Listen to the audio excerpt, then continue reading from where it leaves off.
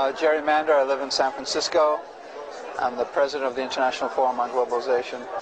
Well, the first thing to say about the media is that the degree of impact of the media is much more serious than people generally recognize. And the degree of control of the media is also much more serious. And I'll give your viewers one important statistic, which is that 7 corporations control all of global media. I beg your pardon. 7 corporations control 70% of global media. That's 7 corporations control television, satellite, broadcast systems, cable systems, magazines, radios, newspapers, book publishing, film production, internet connections, film distribution, all media. This is the highest degree of concentration of ownership of any industry. And it's an industry that's not dealing with things, it's dealing with consciousness, it's dealing with putting things into people's heads. And that is how people get many more of the ideas and worldviews that they carry around, whether it's about how to live their lives or what fashions to wear or what to eat and what values to have with food and what makes sense in order for them to live their lives. And this is, I think, a disastrous situation.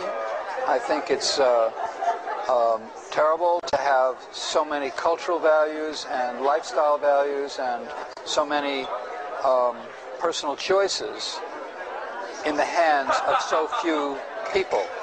Now, the 7 corporations are Fox News, Time Warner, Disney, Sony, Bertelsmann, Viacom, and General Electric.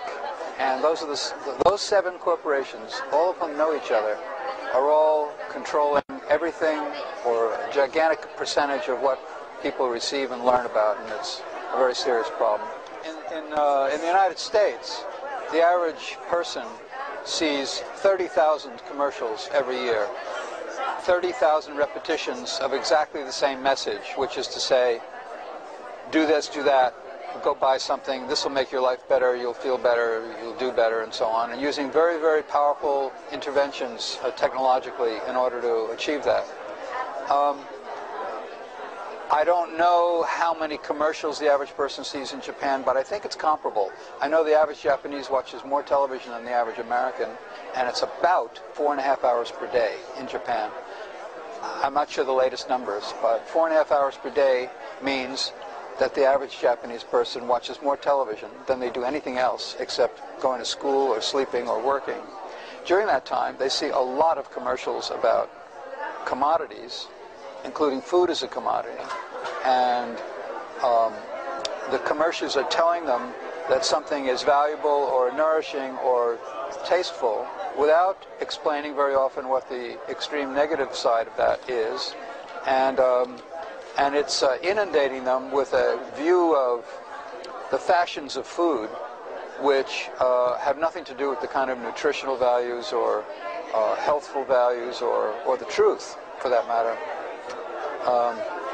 that would really inform their lives. Now, particularly egregious is the way advertising is directed at small children, because in the United States, again, I don't know the numbers in Japan, a huge amount of advertising is directed at children under the age of 6.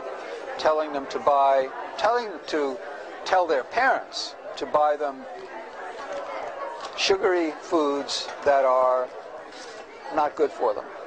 And there's no way of stopping that, and it's an extremely serious problem. So why are these corporations, they're trying to sell these food if it's not nutritious?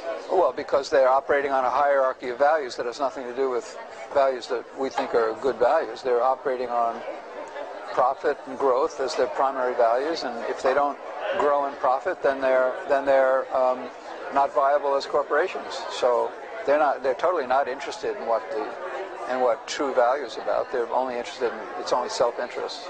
So when they speak about health or nutrition, it's usually just from a public relations point of view. It may have nothing to do with what's true about the food, unfortunately. Well, I was just speaking about the food growers, big corporate food growers, like to say that the reason they're doing it is to feed the hungry of the world. The reason they're driving small farmers off the land is that big farming is more efficient and that it will grow more food for the hungry. That's a complete lie. Actually, they're not growing food for the hungry. They're growing luxury crops for export, and meanwhile they're driving people off the lands who used to be food-growing peoples, feeding their families and their communities, and more they're not being able to do that. And as they get driven off their land, that increases hunger. And the recent statistics quoted in the New York Times just a few weeks ago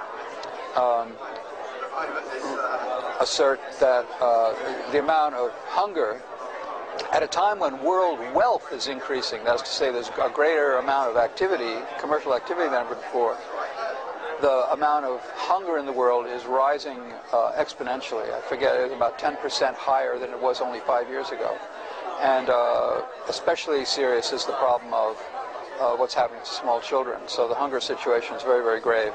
And the industrialization and globalization of food production is a very major reason why that's true. Thank you very much. You're welcome.